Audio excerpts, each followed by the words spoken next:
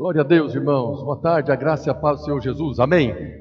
Louvado seja o nome do Senhor. Sejam todos muito bem-vindos mais uma vez nesse culto de louvor e adoração ao nosso Deus. Culto de ensino da palavra de Deus. Quero cumprimentar cada um dos irmãos que estão aqui. Nós estamos recebendo pela primeira vez aqui a irmã Maria Conceição Sávio, que veio com a Dalila, a Lana Peixoto, a Gabriela Diamantina. Levante a sua mão agora, vocês estão nos visitando pela primeira vez, vocês são bem-vindos, uma salva de palmas aos nossos visitantes. Que Deus abençoe vocês, que vocês sejam abençoadas nesse culto em nome de Jesus. Também quero cumprimentar os irmãos que estão conectados conosco através do YouTube da Igreja Videira Manaus, são todos muito bem-vindos. Que o Senhor os abençoe, que o Senhor os guarde, que o Senhor os prospere em nome de Jesus. Aleluia. Eu quero compartilhar a palavra desse domingo. Hoje eu quero falar a respeito de remédio para a ansiedade. Semana passada nós começamos a falar de ansiedade e hoje eu quero continuar falando desse assunto. Alguns irmãos nos procuraram falando que foi de Deus, pastor. Tem muitas pessoas passando por lutas com ansiedade, mas tem outros irmãos que às vezes ficam meio perturbados porque nós falamos que a ansiedade é pecado.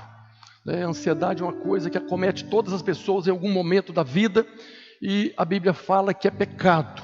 Aí eu queria começar tranquilizando os irmãos que nem tudo que nós chamamos de ansiedade é ansiedade conforme o conceito da Bíblia.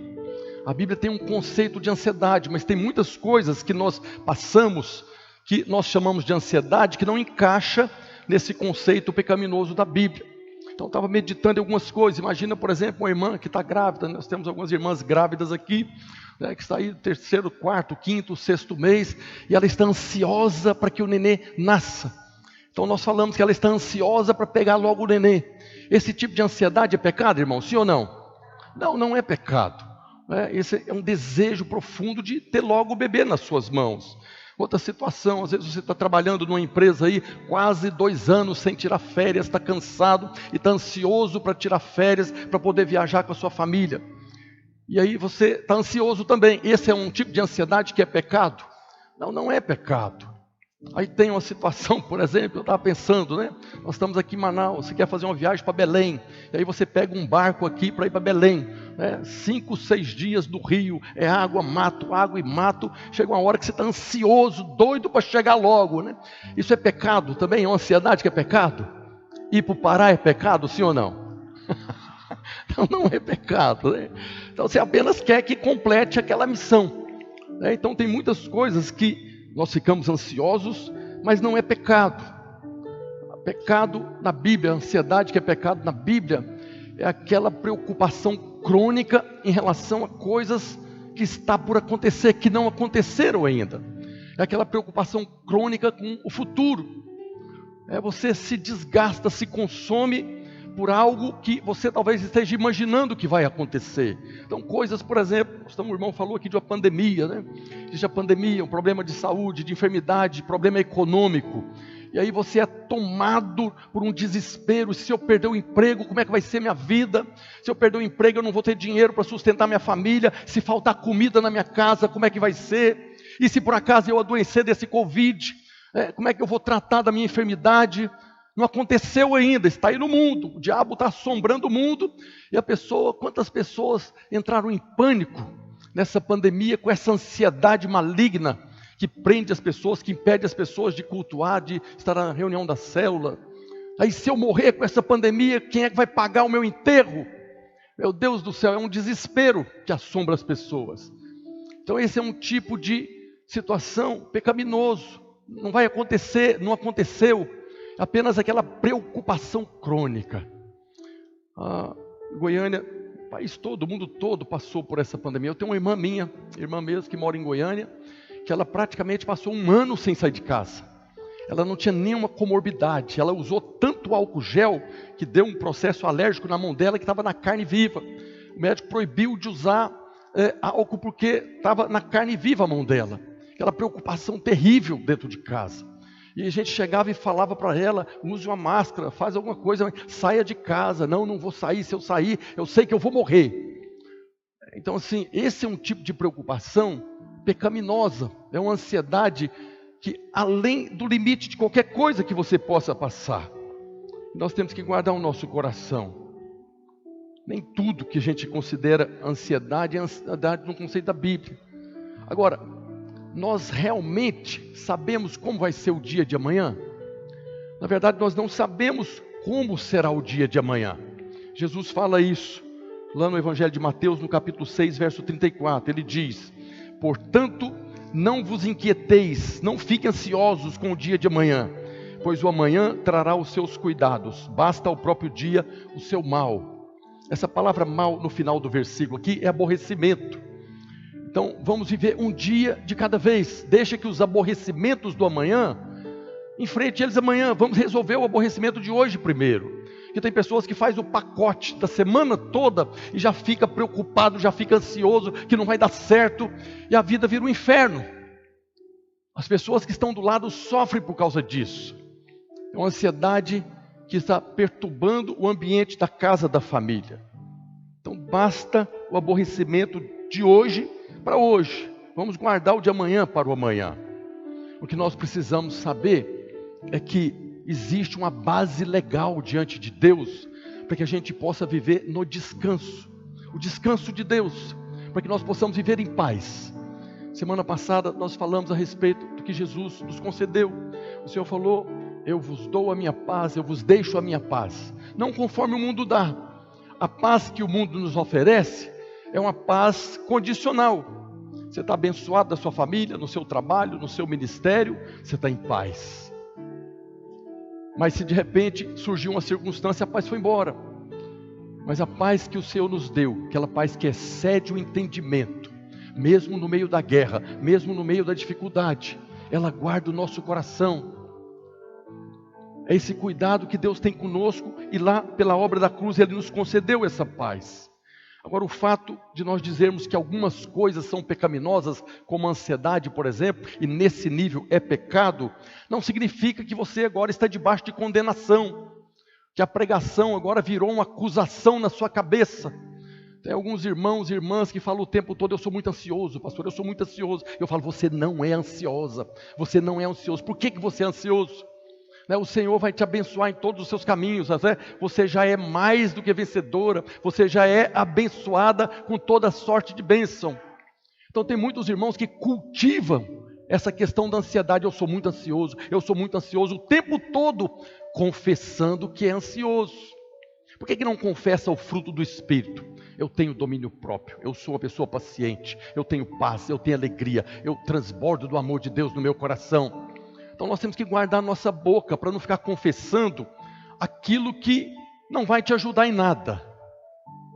Precisamos guardar o nosso coração para confessar aquilo que Deus fala a nosso respeito, aquilo que nós temos no Senhor, aquilo que nós podemos no Senhor e aquilo que nós somos no Senhor. Então, quando nós estamos ministrando aqui, falando de algumas coisas pecaminosas, não é para que você fique debaixo de condenação e de acusação. Tem uma verdade absoluta que você tem que colocar diante de qualquer pregação, diante de qualquer versículo, diante de qualquer circunstância na sua vida, que é o que Paulo fala na carta aos Romanos, capítulo 8, verso 1. Isso aqui é uma verdade absoluta. Agora, pois, já nenhuma condenação há para os que estão em Cristo Jesus. Nenhuma. Não há condenação. Mas pastor, o senhor falou que a ansiedade é pecado, eu sou uma pessoa ansiosa, então eu estou debaixo de pecado. Ainda que você seja ansioso, agora pois, já nenhuma condenação há para aqueles que estão em Cristo Jesus. E se você está em Cristo, ainda que você seja uma pessoa ansiosa, você não está mais debaixo de condenação. O Senhor não está nos acusando mais, o Senhor não está te acusando mais. A pregação não pode produzir acusação no seu coração. O Senhor não está nos condenando mais. Lá no Evangelho de João, no capítulo 16, a partir do verso 8, Jesus fala a respeito do Consolador que viria. Mas antes Jesus disse: é preciso que eu vá para que o Consolador venha. E ele diz: quando ele vier, convencerá o mundo do pecado, da justiça e do juízo. Está aí, pastor, a Bíblia está falando que o Espírito Santo está me convencendo do pecado. Então eu sou uma pessoa ansiosa e agora o Espírito Santo está falando que isso é pecado, que eu tenho que resolver isso na minha vida. Então o Espírito Santo veio para convencer o mundo do pecado. Mas agora o pecado que está falando aqui, do pecado porque não crê em mim. O pecado que o Espírito Santo veio para convencer o mundo é porque o mundo não crê no Filho de Deus. A partir do momento que você creu no Filho de Deus, você foi convencido do pecado. Você já foi convencido do pecado. Você foi tão convencido do pecado que você clamou por um Salvador. E aí o Espírito Santo te convenceu da justiça. Ele veio para convencer do pecado, da justiça. E ele veio para te convencer da justiça de Deus. Que você foi feito justiça de Deus em Cristo. Esse é o convencimento que o Espírito Santo está operando hoje na vida dos filhos de Deus. Hoje o Espírito Santo não está te convencendo mais do pecado, da natureza pecaminosa, porque você não tem mais a natureza pecaminosa. Você foi feito nova criatura, filho de Deus, tem a natureza do santo. Você é chamado na Bíblia de santo, não é mais pecador. Agora o Espírito Santo tem mais dificuldade de convencer alguns crentes da justiça do que do pecado. Alguns crentes foram convencidos fácil do pecado, mas agora o tempo todo estão debaixo da condenação, que o Espírito Santo está lutando para convencer você da justiça. É da justiça que foi realizada na cruz. Olha o que ele fala, que ele veio para convencer da justiça, porque vou para o Pai e não me verei mais. Por que Jesus falou que ele veio convencer da justiça? Porque ele foi para o Pai. Ele disse, é preciso que eu vá para que o Consolador venha. Por que Jesus tinha que ir? Para apresentar a obra. Quando Jesus chegou diante do Pai, você vê aquela cena maravilhosa em Apocalipse capítulo 5, lá com aqueles milhões de anjos. Ali Jesus chegou e apresentou-se diante do Pai. E ali ele tomou o livro. A justiça foi aceita, foi cumprida. E quando a justiça foi aceita, quando ele levou toda a ira de Deus, então o Consolador foi liberado. Jesus foi, e quando o Consolador veio, então significa que a justiça foi aceita pelo Pai, e nós fomos justificados, fomos feitos justos. Então nós não temos mais condenação, porque você já foi feito justo. O que sobra hoje é o juízo. O Espírito Santo Consolador está convencendo o mundo do juízo. Por quê? Porque o príncipe deste mundo, o diabo, já está julgado. Aqueles que não creem no Senhor, aqueles que não reconhecem a obra da cruz, onde Deus executou a justiça, então esses estão condenados. Não é o seu caso mais. Você já foi justificado pela obra da cruz. Você já foi convencido do pecado. E hoje você precisa ser convencido pelo Espírito Santo da justiça. Você foi feito justiça de Deus em Cristo. E porque você foi feito justiça de Deus em Cristo, você pode reinar em vida. O dom da justiça nos foi concedido. O presente da justiça. Por que alguns irmãos ainda ficam ansiosos por causa do pecado? Porque eles ainda creem que eles têm que ter alguma justiça própria para complementar a obra da cruz. Mas a justiça de Deus nos foi dada como um dom, como um presente. Então quando você está ouvindo uma pregação que acaba despertando em você que ainda há situações de pecado na sua vida, atos pecaminosos, como nós estamos falando de ansiedade. Quando nós percebemos que há alguma coisa na nossa vida que não está de acordo com a nossa nova natureza. Nós agora temos uma nova natureza. Nós devemos viver conforme essa nova natureza. Quando você percebe que tem alguma coisa na sua vida que não está em conformidade, o que você tem que fazer? Ficar debaixo de acusação? Não! Vá para diante daquele que começou a boa obra na sua vida. Um dia Deus começou uma boa obra na sua vida, e nós vemos Paulo falando aqui em Filipenses capítulo 1, verso 6. Estou plenamente certo de que aquele que começou boa obra em vós, há de completá-la até o dia de Cristo Jesus. Essa é a obra que o Espírito Santo está realizando na nossa vida hoje. Nós vemos Paulo também falando, Romanos 6, 14. Porque o pecado não terá domínio sobre vós, pois não estáis debaixo da lei, e sim da graça de Deus. É a graça que nos foi concedida. Então a obra do Espírito Santo hoje na nossa vida, além de convencer da justiça, é transformar você. Se você ouve uma pregação, se você faz alguma coisa errada que não deveria fazer, e você é constrangido, vá para diante daquele que começou a boa obra. A promessa dele é que ele vai completar essa obra. Então nós nos colocamos diante de Deus e abrimos o nosso coração. Senhor, eu fiz mesmo, está errado, eu sei que é errado. Faz alguma coisa, me transforma. Eu quero viver conforme a minha natureza. Não sou mais o velho homem, sou o novo homem, que foi criado em justiça e santidade. Paulo fala isso na carta aos Coríntios, né? É os santificados chamados para ser santo. Nós fomos santificados pela obra da cruz e agora somos chamados para viver como santos. Mas essa não é obra nossa, essa é uma obra do Espírito Santo transformando você. O que nós precisamos é apenas de reconhecer que tem alguma coisa errada. E ainda há muitas coisas erradas na nossa vida. Alguns anos atrás eu estava em Goiânia, na igreja, já era pastor lá, eu era gerente da rádio, então conhecia muitos irmãos. E um dia eu fui num supermercado próximo lá, do prédio da igreja, um supermercado grande. Eu peguei algumas coisas e estava indo para o caixa, começou uma bagunça lá dentro do supermercado. Começou uma mulher gritando e um homem gritando, e as pessoas correndo. E esse homem falava palavrões assim, cabeludos mesmo, aqueles palavrões, aquelas palavras de baixo calão mesmo, mas aos berros lá, gritando dentro do supermercado, cheio de gente. E eu fui lá para ver quem que era, e para minha surpresa, quando eu vi, era o irmão da igreja. Era meu aluno no seminário, eu estava dando aula no seminário para ele. E esse irmão estava gritando a todo pulmão, palavrões assim que eu nunca ouvi, nem na boca dos ímpios por aí. Brigando com aquela mulher. Eu saí de fininho, fui embora, que se ele me visse ali ia ficar constrangido, né? Então é alguém que precisa ser transformado. É filho de Deus, recebeu nova natureza. O que faltou para ele ali naquele momento? O fruto do Espírito. Talvez de amor, de paz, de paciência, domínio próprio. Perdeu completamente o controle. Mas é alguém que está debaixo de condenação por causa disso? Não está debaixo de condenação. O que ele precisa é de chegar diante de Deus para ser transformado. Reconhecer que aquilo que ele fez está errado. Para que aquele que começou a boa obra nele possa completar aquela boa obra. Tem uma outra situação que eu vi algum tempo atrás, está no YouTube. Depois, se os irmãos procurarem lá, você vai ver. Foi um bandido, trocou tiro com a polícia, foi baleado, estava agonizando lá no chão, as pessoas tudo em volta, amaldiçoando ali, e de repente apareceu uma irmãzinha do coque, aquelas irmãs do saião, e ajoelhou do lado dele ali e começou a falar com ele. Ele estava espumejando sangue pela boca, estava morrendo, era um moribundo ali naquela hora. E ela começou a falar: você quer entregar sua vida para Jesus? Você quer receber Jesus no seu coração na hora da morte? Mas o que eu fiquei chocado é porque alguém falou assim: não prega para ele não, deixa ele ir para o inferno, ele é bandido. O cara estava morrendo, apareceu uma serva de Deus agora, para que ele fosse salvo como ladrão da cruz. Lembra que do lado de Jesus tinha 2 ladrões também pregados na cruz? E Jesus não ficou amaldiçoando, vocês vão para o inferno, ladrão sem vergonha. Aquela irmã estava fazendo o que Deus mandou fazer, que mandou cada um de nós fazermos.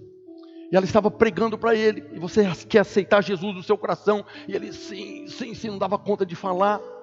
E essa pessoa que estava do lado ali, não foi só uma que estava falando: não prega não, deixa ele para o inferno, ele é bandido. Eu tenho certeza que era crente. Você acha que o ímpio ia falar isso? O ímpio que não acredita na salvação? Era um crente que estava falando para a pessoa não pregar, para aquele homem ser salvo. Quem é que estava errado ali? Quem estava pregando ou quem estava falando para não pregar? Você ficaria de que lado nessa história aqui? Jesus salvou o ladrão do lado dele, o outro não aceitou, mas aquele que aceitou foi salvo. E aquele marginal que estava ali, naquele momento de agonia, ele recebeu Jesus. E por que você acha que essas coisas acontecem? Eu tenho certeza, como aqui em Manaus, muitos desses marginais que estão aí, tem uma mãe, tem uma avó, tem um irmão que está orando por eles, que estão orando, estão debaixo da promessa: creia no Senhor Jesus, será salvo, e tu e tua casa. E aquele homem não mudou o seu jeito, mudou os seus caminhos, mas na hora da morte, Deus enviou um anjo para falar para ele, e ele foi salvo. O problema é aqueles que estavam ali, que precisam reconhecer. Você tem noção do que aconteceu ali? Você já teve a experiência do amor de Deus? Você sabe o preço que foi pago na cruz? Não foi pago para os crentes, porque Deus amou o mundo, que Deus amou os marginais. O que aquele crente estava falando ali, anula a obra da cruz para isso aí. Não oferece para ele o pagamento da dívida. Isso é pecado, irmão? Sim ou não? Ele está mandando anular a obra da cruz, o preço que foi pago. O irmão estava orando aqui pelo encontro de crianças, e ele falou que as irmãs estão pagando o preço pelas crianças. Nós não pagamos preço nenhum. Está errado, viu, Mateus? Nós não pagamos preço, o preço já foi pago. O preço foi pago. Quando nós oramos para que alguém seja salvo, é para que o milagre aconteça como na vida daquele marginal que estava ali morrendo. Nós temos o privilégio, nós recebemos a palavra da reconciliação e o ministério da reconciliação. E quando nós estamos orando por salvação, nós estamos sendo um canal de Deus. Não é preço isso, não tem preço nisso. Quando se fala de preço, é uma dificuldade, é uma luta. Não, nós temos o privilégio de ser um canal para que nome de pessoas sejam escritas no livro da vida. Eu falo isso aqui quase todos os domingos. Nós temos o privilégio e a oportunidade de ser um canal de Deus para que o anjo escreva o nome de pessoas. Aquela senhora que pregou para aquele marginal, ela pode se alegrar no Senhor, porque o nome daquele marginal foi escrito no livro da vida com tinta de sangue. Porque ela foi lá e pregou para ele. É uma pérola na coroa dela que está guardado, esperando ela chegar. E um dia ela vai encontrar com aquele ex-marginal no céu. Tem tanto tempo, talvez era uma senhora, talvez até já encontrou. Imagina o tamanho da glória que é você chegar lá e encontrar aquelas pessoas que você pregou. Talvez até aquelas pessoas que você pregou e eles não aceitaram.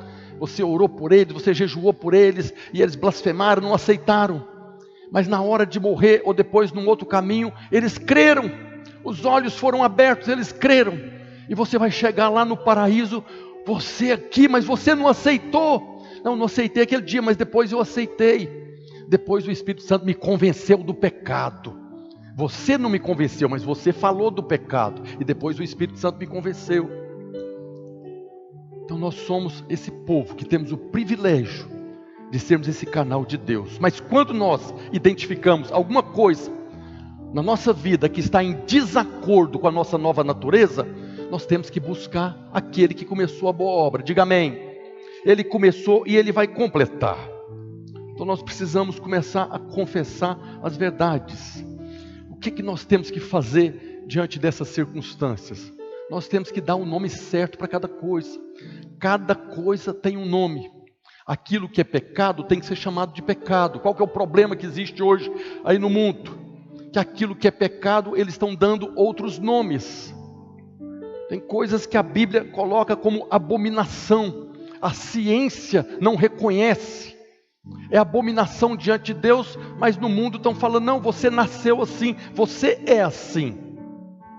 Ou então, não, eu tive um trauma na minha infância, e eu fiquei dessa maneira, por isso que eu sou dessa maneira. Aquilo que é pecado, estão dando outro nome. Não, desde criancinha eu já percebia que eu era assim. Eu não virei, eu já era. Estão dando outros nomes para aquilo que é pecado. E tudo isso é uma tentativa de mudar o nome de pecado, para criar uma crença errada. Aquele que acha que não é pecado, então ele está em paz.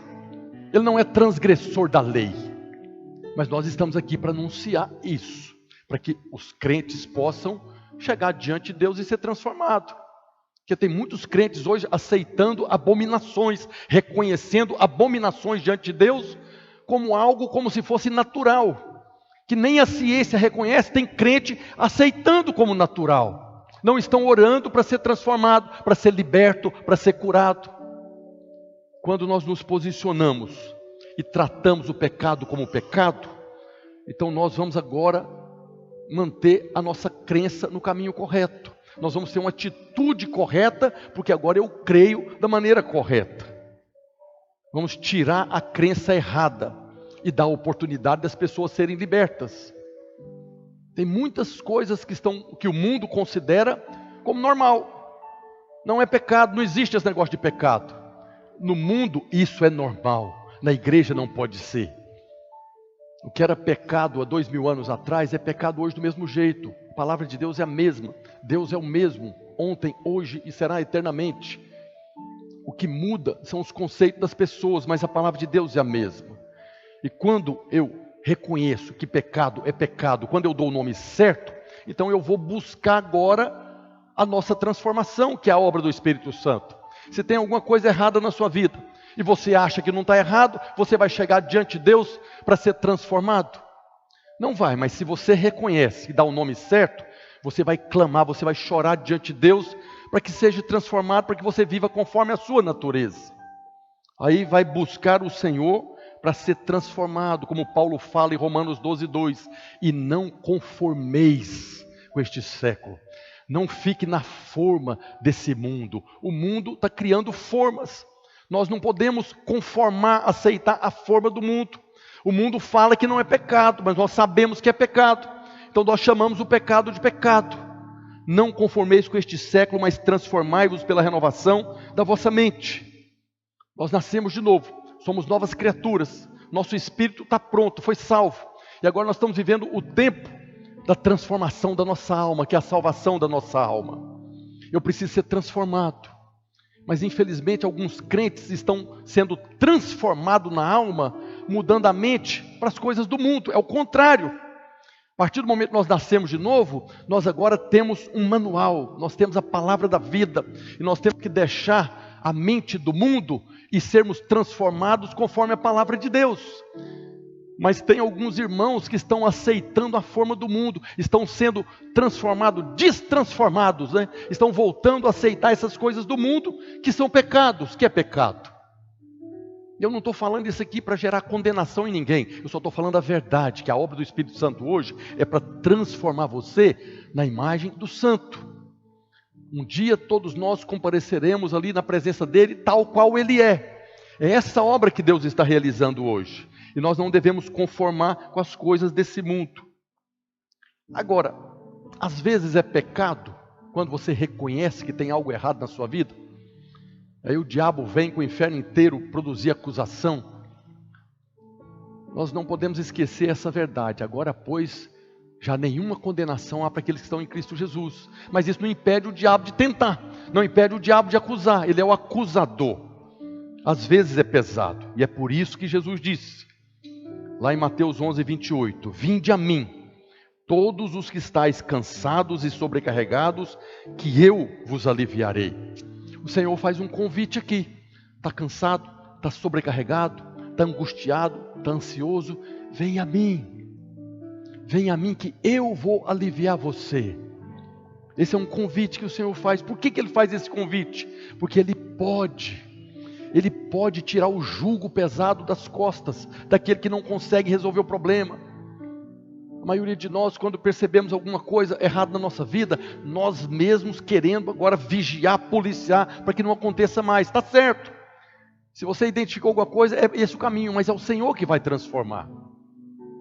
E quando a tentação vir, é o próprio Senhor que vai nos libertar dessa tentação.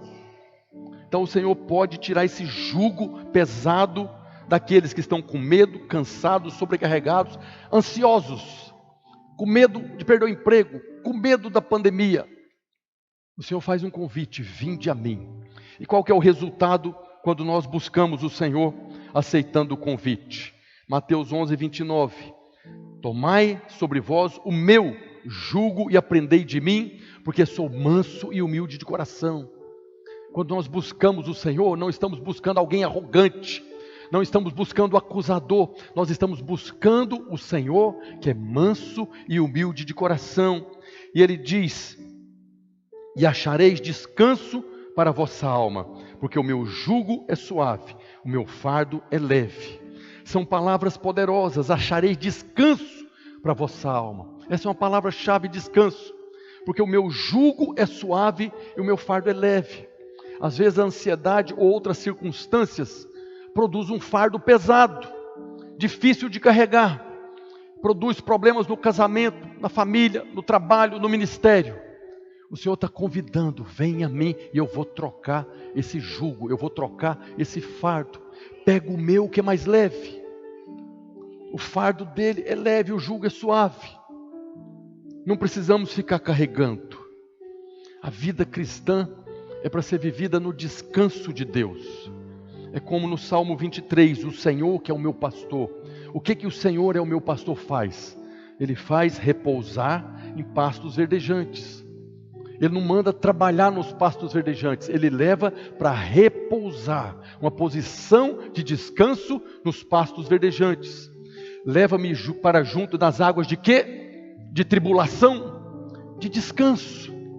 O trabalho do Senhor, que é o seu pastor, é colocar você na posição de descanso.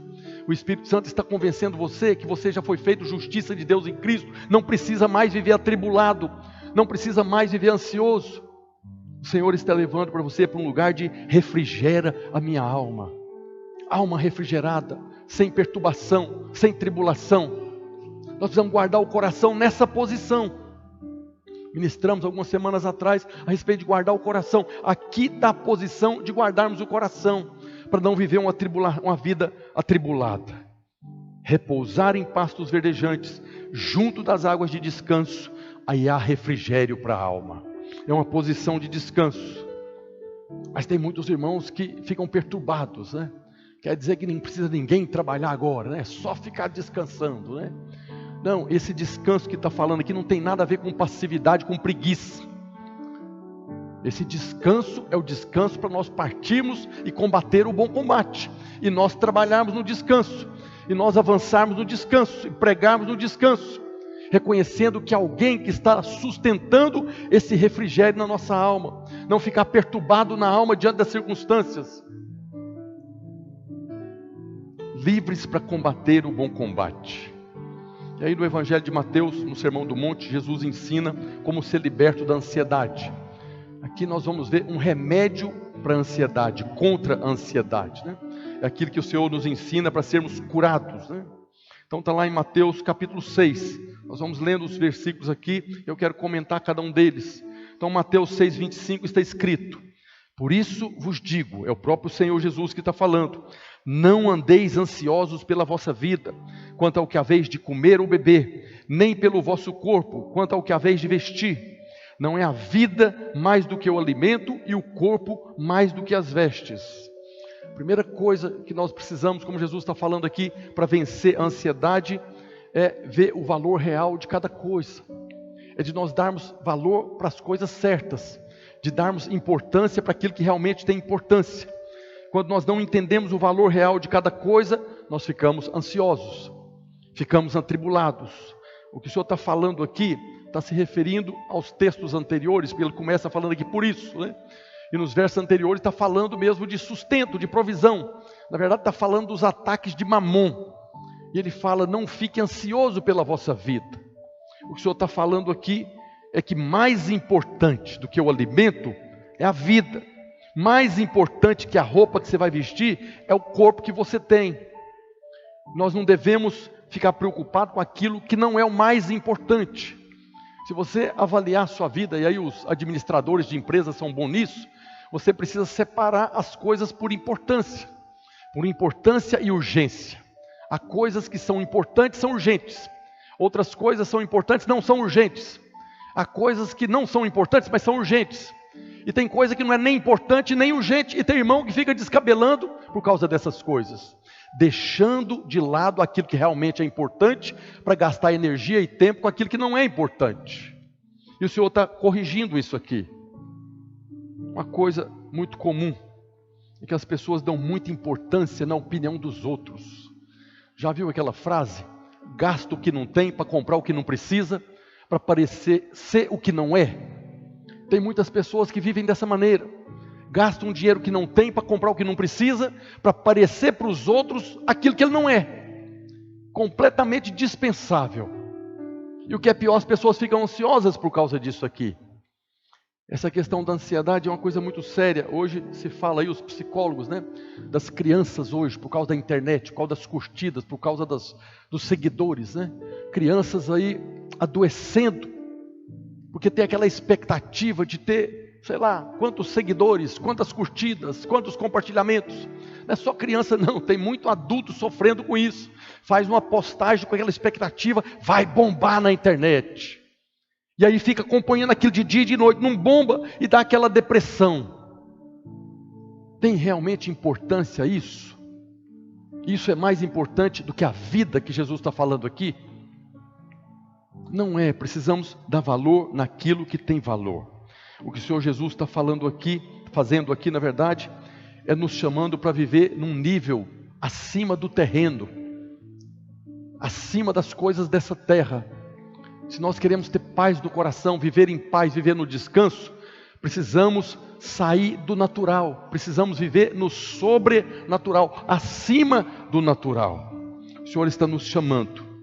E a maneira é de nós darmos valor ao que realmente tem valor. A segunda maneira que o Senhor nos ensina a vencer a ansiedade é quando nós entendemos o valor que temos para Deus. Quando nós reconhecemos o quanto somos amados, o valor que nós temos para Deus, então nós vamos vencer a ansiedade. Ele fala no verso 26 de Mateus 6, observai as aves do céu, não semeiam, não colhem, nem ajuntam em celeiros, contudo, o vosso Pai Celeste a sustenta. Porventura, não valei vós muito mais do que as aves? Esse é um segundo ponto para vencer a ansiedade. É você reconhecer o valor que você tem para Deus, o quanto Deus se importa com você.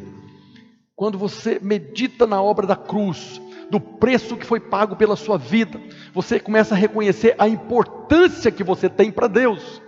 E quando você tem a revelação do quanto importante você é para Deus, você começa a deixar de lado essas preocupações com essas coisas que não têm importância. Jesus está falando que nós valemos muito mais do que as aves.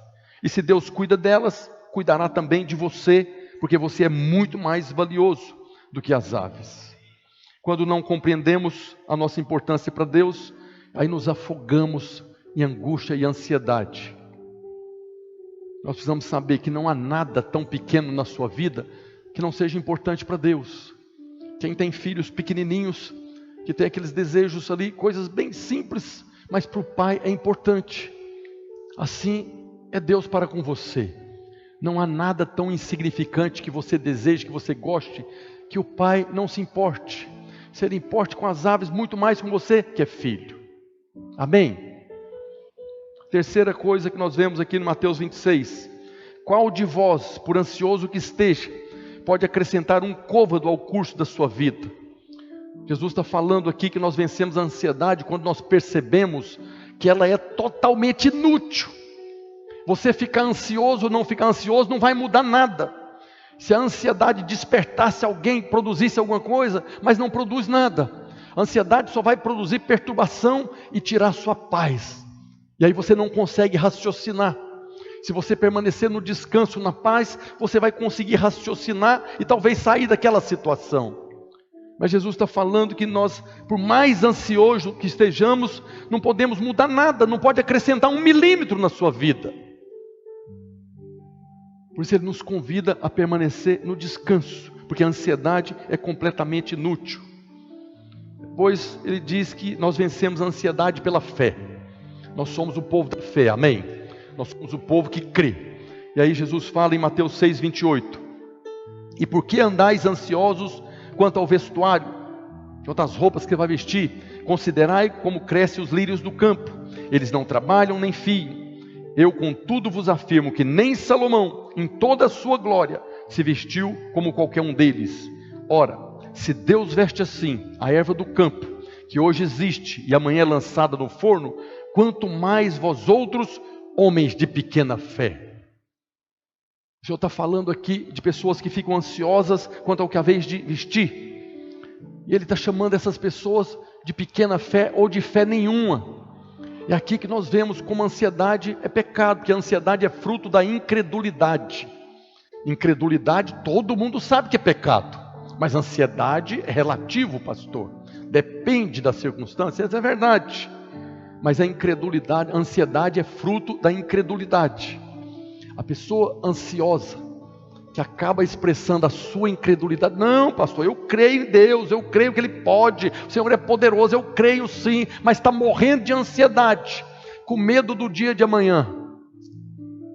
Aquele que se afoga na ansiedade por causa da incredulidade, está chamando Deus de mentiroso. Semana passada nós lemos aqui em Hebreus: nunca te deixarei, sim, jamais te abandonarei. Eis que estou convosco todos os dias, até a consumação do século. Se o Senhor fala que está conosco, que o anjo do Senhor está ao nosso derredor, e eu estou agora preocupado nesse nível, essa preocupação crônica com o dia de amanhã, eu estou não reconhecendo o que o Senhor falou. Pequena fé ou fé nenhuma é no que o Senhor falou. Se o Senhor falou que está comigo, o Senhor está comigo. Mas se eu estou ansioso é porque eu acho que não está, não estou vendo.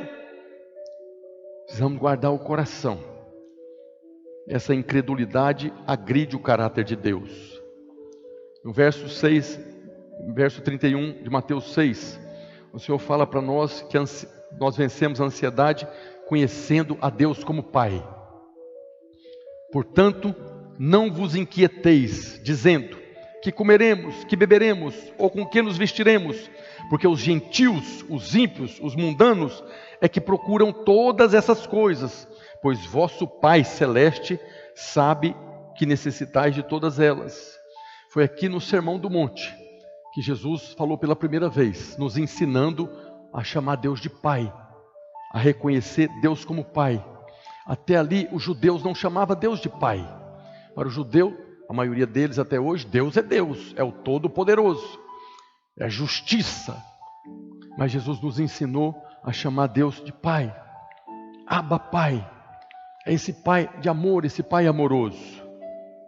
Se nós quisermos vencer a ansiedade, precisamos olhar para Deus como Jesus nos ensinou. Pai, na oração do Pai Nosso, Jesus nos ensinou a orar, a falar com Pai Nosso. Não é com o juiz. Deus é juiz? Sim, Ele é juiz. É justiça? Sim, é justiça. Mas Jesus nos ensinou a chamá-lo de Pai. Lá na cruz, Jesus chamou o Pai de Deus, para que nós pudéssemos hoje chamar Deus de Pai. Amém? Jesus nos substituiu. Para nós ímpios, condenados, Ele era só Deus. Mas Jesus entrou no nosso lugar, pagando a nossa dívida. E lá na cruz Ele bradou: Deus meu, por que me desamparaste? Para que nós hoje pudéssemos chamá-lo de Pai. Ele nos substituiu na cruz. E nós vemos até o filho pródigo, na parábola de Lucas 15, que fez tudo errado, mas quando ele precisou e buscou o Pai o socorreu. Quanto mais você, homem de pequena fé, que Jesus está dizendo aqui. Nós somos filhos amados de Deus e não precisamos mais andar com medo. Paulo fala na carta aos Romanos, capítulo 8, verso 15: porque não recebestes o espírito de escravidão para viverdes outra vez atemorizados, mas recebestes o espírito de adoção, o espírito de filiação, no qual clamamos: Abba, Pai. Não precisamos mais andar com medo, não precisamos mais andar ansiosos por coisa alguma. Nós podemos clamar ao Abba, Pai, que vem em nosso socorro. Nós vemos Paulo, nós lemos semana passada também falando: não andeis ansiosos de coisa alguma, em tudo, porém, sejam conhecidas diante do Pai, pelas vossas orações, pela súplica com ações de graças. Por que tem ações de graças nesse negócio? Porque Deus vai usar essas circunstâncias para nos transformar. Não é Deus que cria circunstâncias para produzir ansiedade, para você saber o tão miserável que você é. Mas Deus transforma essa maldição em bênção. Deus faz com que todas as coisas cooperam para o bem daqueles que Ele ama. Daqueles que amam a Deus, porque conhecem o amor de Deus. Então lá na velha aliança, no Velho Testamento, as pessoas viviam com medo, porque eram transgressores da lei. E deviam ter medo mesmo, porque não tinha justiça, mas eles poderiam crer naquele que viria. Eles tinham medo da justiça e principalmente do juízo. Mas hoje nós não precisamos mais viver atemorizados. Nós não estamos mais debaixo da lei, estamos debaixo da graça de Deus, o favor imerecido. Não é porque merecemos, Ele nos concedeu de graça pela sua graça. Diga glória a Deus. Aleluia. Nós fomos feitos filhos de Deus e não estamos mais debaixo da condenação de Deus. Porque a lei é de Deus, a lei é boa. Quem nos condenava não era o diabo, era o próprio Deus através da sua lei. Mas nós já falamos aqui, a lei foi dada para avultar o pecado, para que nós tivéssemos a revelação que pela transgressão da lei nós éramos pecadores, fomos convencidos. E por esse convencimento da lei, hoje nós podemos clamar: Abba, Pai. E tudo aquilo que nós necessitamos, Jesus está falando que o Pai Celeste já sabe. Ele sabe de tudo que você precisa.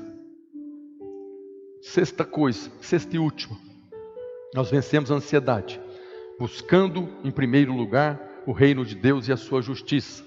Mateus 6,33: buscai, pois, em primeiro lugar o seu reino e a sua justiça, e todas essas coisas vos serão acrescentadas. Todas essas coisas que está falando aqui, que Jesus está falando aqui, nos são acrescentadas quando nós buscamos, em primeiro lugar, a justiça.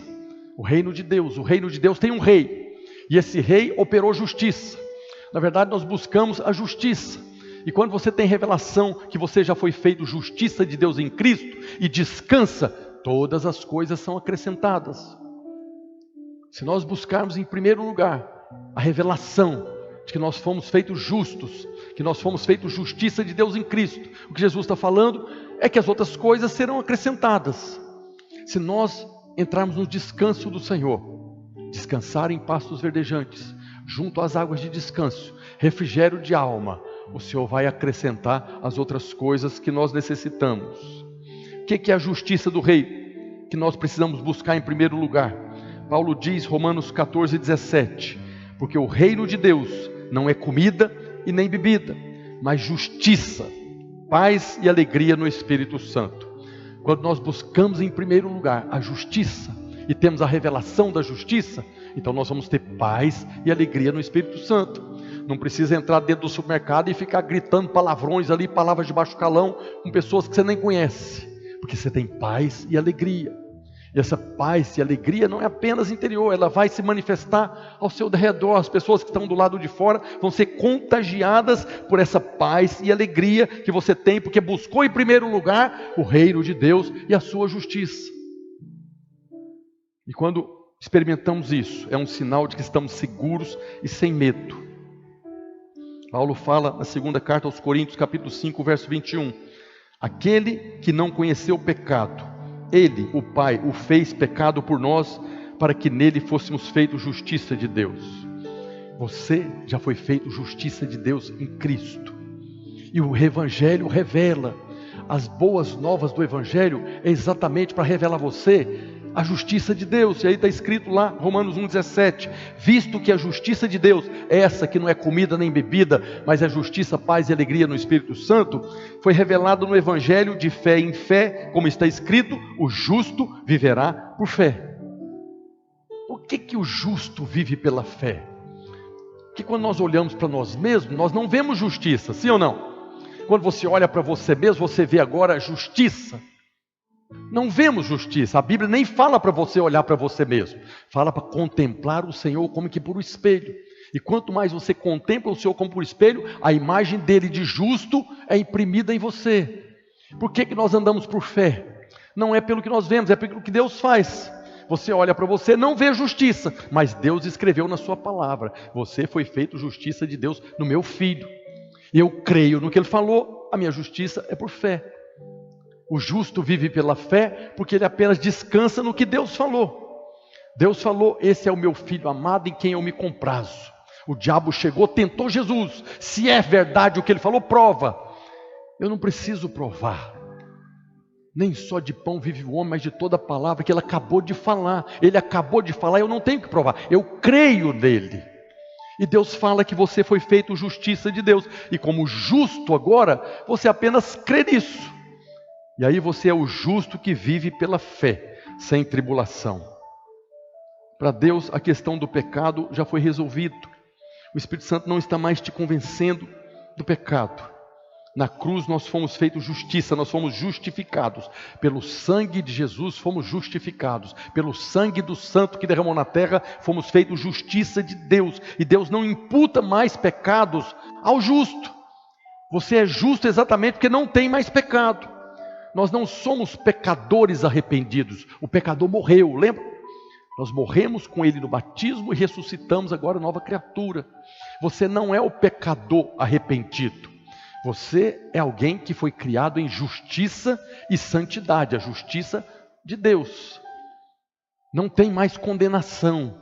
Não é porque você arrependeu, pediu perdão, está perdoado. É porque ele matou o pecador. O pecador morreu. Você hoje é nova criatura, diga glória a Deus. Deus não está imputando mais pecado para aqueles que são justos. É como se nunca tivesse cometido os pecados. E aí nós vemos o profeta Jeremias profetizando e Hebreus 8:12 confirmando. Pois para com as suas iniquidades usarei de misericórdia e dos seus pecados jamais me lembrarei.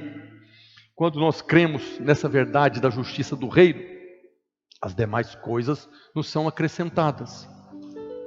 Eu vivo em paz, no descanso, e vou desfrutar daquilo que Deus vai acrescentar na minha vida. Mas aqueles que acreditam que a justiça do reino depende da sua própria obediência, não terão a certeza. Quem é que pode agora ser justificado diante de Deus pelas próprias obras? Nós precisamos crer completamente na justiça que Ele operou na nossa vida. E essa é a razão porque ainda há tantos irmãos vivendo em angústia e ansiedade, porque ainda acreditam que precisa completar alguma coisa. Deus já fez a parte dele, agora eu tenho que fazer a minha parte. E nós temos realmente a nossa parte. Qual que é a nossa parte? Crer. Apenas crer. Crer no Filho de Deus e ame uns aos outros como Ele nos amou. Não é ame uns aos outros como você ama você mesmo, é como Ele. Nem esse amor que nós devemos amar uns aos outros é o amor que está em nós, é o amor que Ele nos amou e é derramado no nosso coração. E é por isso que o Senhor fala, busque em primeiro lugar o reino e a justiça, e as outras coisas vai ser muito mais fácil. As outras coisas vão ser acrescentadas. Agora, para encerrar, eu queria convidar a equipe de louvor aqui.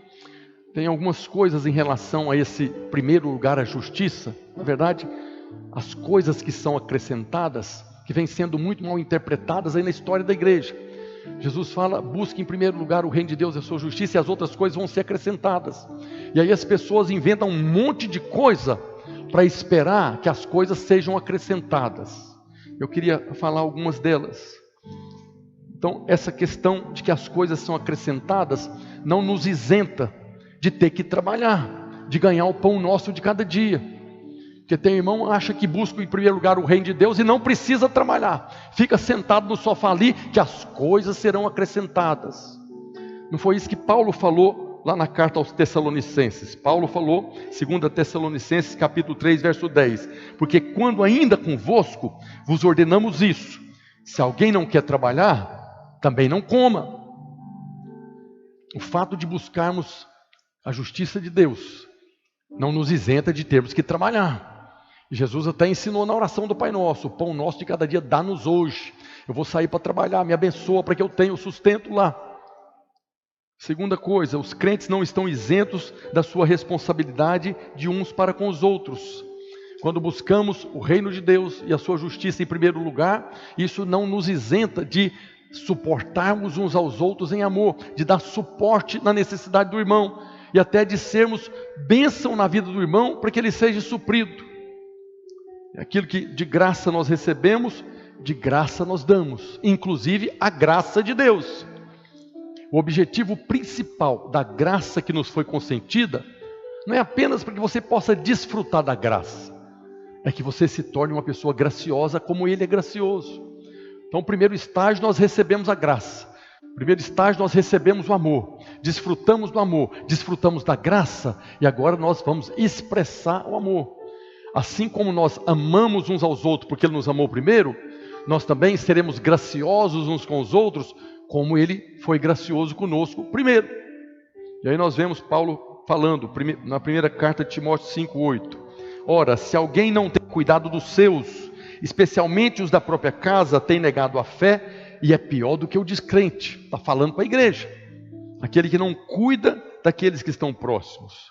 Uma terceira coisa que tem sido mal interpretada em relação a buscar o reino de Deus e as coisas serem acrescentadas, é que nós os crentes não estamos isentos de sermos prudentes, precavidos. Usar colete salva-vida dentro do barco no meio do rio, na hora da tempestade, não é incredulidade, é prudência. Fazer provisão para uma aposentadoria no futuro, pagar o INSS na hora que precisar você ter ali um certo socorro, isso não é incredulidade. Isso é prudência. O que é errado é ficar ansioso e não cuidar dessas coisas. Nós vivemos num mundo que jaz no maligno. Nós não fazemos parte do mundo, mas nós estamos aqui nesse mundo ainda. Jesus falou lá em Mateus 10,16: Eis que vos envio como ovelhas para o meio dos lobos. Sede, portanto, prudentes como as serpentes e simples como as pombas. No coração, nós somos simples como as pombas. Mas nesse mundo nós temos que ser prudentes. Jesus chega a falar no Evangelho que os filhos do mundo são mais espertos que os filhos do reino. Nós somos o povo da fé e às vezes nós começamos a acreditar em tudo, inclusive nas coisas do mundo.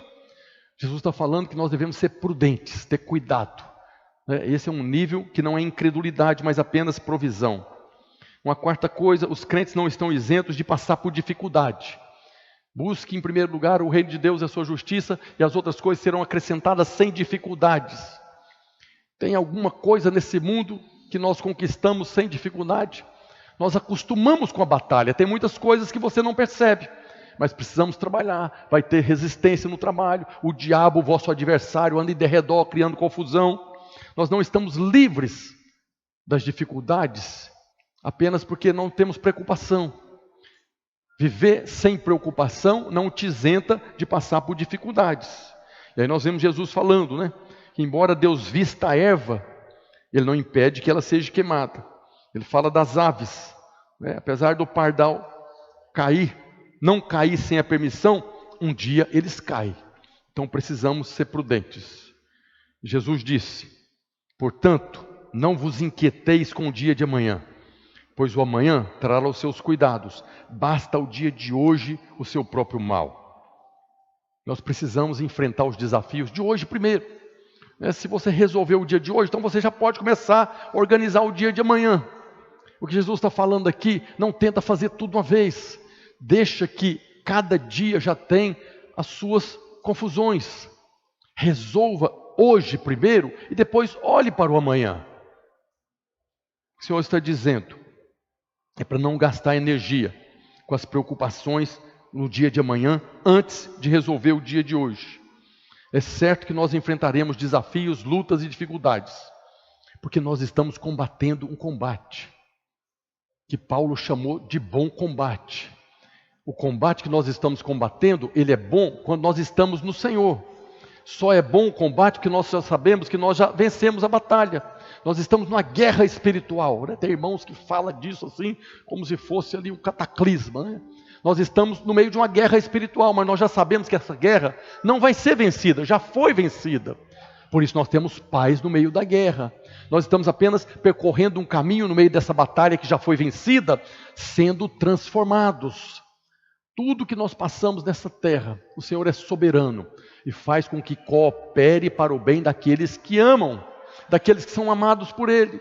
Todas as lutas, dificuldades e desafios que nós enfrentamos, é apenas Deus criando circunstâncias para nos transformar, para que nós possamos ser transformados na imagem dEle. Mesmo que às vezes nós não entendemos. A ênfase do Senhor é que todas as coisas cooperam para o bem. Queria convidar você a ficar de pé nessa hora. E se você tem andado ansioso,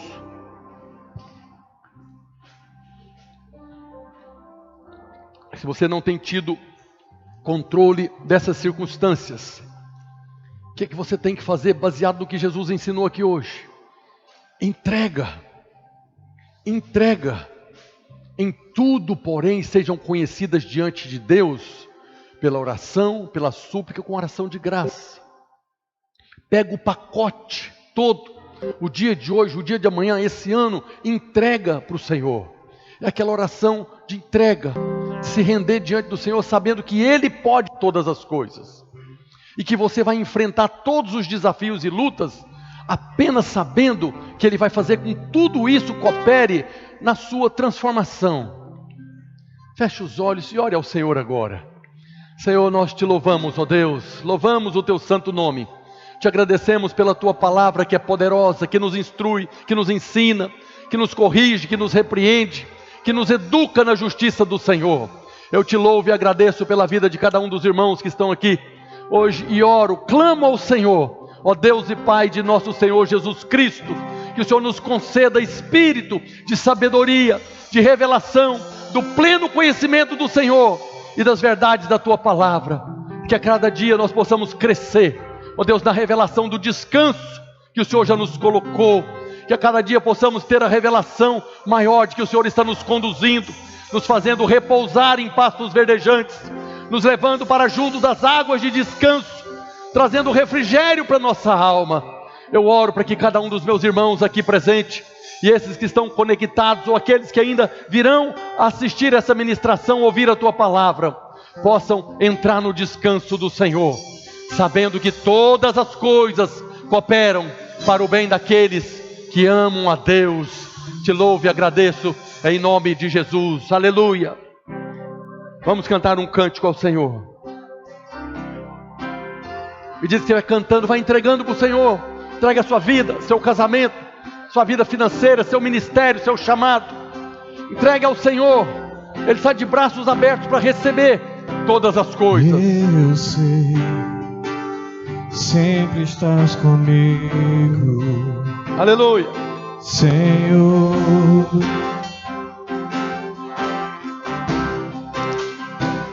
Também sei Cante ao Senhor. que nada acontece sem a tua vontade. Mas preciso aprender a confiar em ti. Mas preciso aprender a descansar em ti. Tu és meu Senhor. Todas as coisas cooperam para o bem daqueles que se amam. Aleluia, aleluia. Muitas são as coisas que se levantam contra nós, que produzem ansiedade. Problemas no casamento, problemas com os filhos, problemas financeiros, problemas de relacionamentos. Muitas coisas surgem para nos tentar. Tentação não é pecado, nos colocar na posição fora do descanso. O diabo está o tempo todo trabalhando, usando pessoas do nosso lado, às vezes dentro da igreja, para tirar você da posição de descanso. Mas quem te colocou nessa posição de descanso foi o seu Senhor. O seu Senhor te colocou na posição de descanso. Mas eu quero fazer um apelo aqui hoje. Se você está aqui, ou você está ouvindo, também assistindo essa ministração, e você não tem conseguido entrar no descanso por causa de situações na sua vida, eu queria que você viesse aqui na frente. Nós vamos orar com imposição de mãos, para que o Senhor possa remover isso da sua vida. Se você tem vivido dias de ansiedade, seja no casamento, seja na finança, seja com filhos, seja lá de que origem for, vem aqui na frente, nós vamos orar com imposição de mãos, para que isso saia da sua vida, para que você permaneça no descanso. O Senhor é poderoso para mudar qualquer história. O Senhor é poderoso para mudar qualquer circunstância. Mas o que o Senhor espera hoje, deseja hoje, é que você, apesar dessa circunstância, descanse no Senhor. Nós descansamos quando nós entregamos para Ele. Queria que os líderes viessem aqui. Você, irmão que está aqui hoje, vem cá impor as mãos sobre eles. Se você quiser falar a circunstância para o irmão orar especificamente, pergunte aí. Se você tiver liberdade de falar, fale para eles o que tem produzido ansiedade. Talvez o desemprego. Pode procurar, vem os irmãos aqui, você que está aí, vem aqui na frente. Não precisa ser líder de célula, não. Se você está aí, se alguém que tem desfrutado do descanso, vem ministrar na vida deles agora, para que eles possam agora descansar no Senhor. Levante a mão, vamos orar. Senhor, nós oramos nessa hora, ó Deus. Reconhecemos que nesse mundo passamos por muitas lutas, muitas circunstâncias, ó Deus, têm roubado a nossa paz. Muitas circunstâncias têm nos tirado da posição de descanso que o Senhor tem nos colocado. Mas hoje nós reconhecemos pela Tua palavra que o Espírito do Senhor, o Consolador, está aqui para nos consolar, está aqui para nos convencer da justiça do Senhor que foi operada na cruz. E nós estamos aqui hoje, ó Deus, para que o Senhor nos conceda espírito de revelação e de sabedoria dessa verdade, para que possamos hoje entrar no descanso, para que a paz do Senhor, que excede todo entendimento, governe o coração de cada um dos irmãos. Remove, Senhor, a ansiedade, remove, Senhor, a angústia, remove, Senhor, o peso. Senhor, nós estamos aqui como aqueles que ouviram o convite do Senhor. Foi o Senhor que disse: vinde a mim, todos os que estão cansados e sobrecarregados, e o Senhor traria alívio. Nós oramos hoje para que o Senhor opere nessa hora, ó Deus, trocando o jugo, concedendo a cada um deles fardo leve, jugo suave, descanso para a alma. Nós oramos nessa hora, liberando sobre a vida de cada um dos irmãos, sobre a vida de cada uma das irmãs, refrigério para a sua alma. O Senhor está tomando nessa hora o seu jugo que é pesado, seu fardo que é pesado, trocando, entregando para você fardo leve, jugo suave, refrigério de alma. Assim nós ligamos hoje, ó Deus, poder do céu sobre a vida de cada um dos irmãos, trazendo descanso. Nós oramos também, ó Deus, para que o Senhor possa usar de cada uma dessas circunstâncias para o bem dos teus filhos amados. Que cada um dos teus filhos amados que aqui estão possam, Senhor, ter os olhos do coração abertos para compreender que todas as coisas cooperam para o bem deles, em nome de Jesus. Diga glória a Deus. Uma salva de palmas ao Senhor. Aleluia. Antes de sair, faça a sua inscrição para o encontro. Se você tem condição de ofertar inscrições para o encontro, não precisa ser uma inscrição. Talvez você quer ofertar R$10, R$20, a inscrição é 30. Procure as irmãs, faça a sua inscrição lá. Saiba que todas as coisas cooperam para o bem daqueles que o Senhor ama. Deus abençoe os irmãos. Tenha uma semana de vitória em nome de Jesus. Todas as coisas cooperam para o bem daqueles que te amam.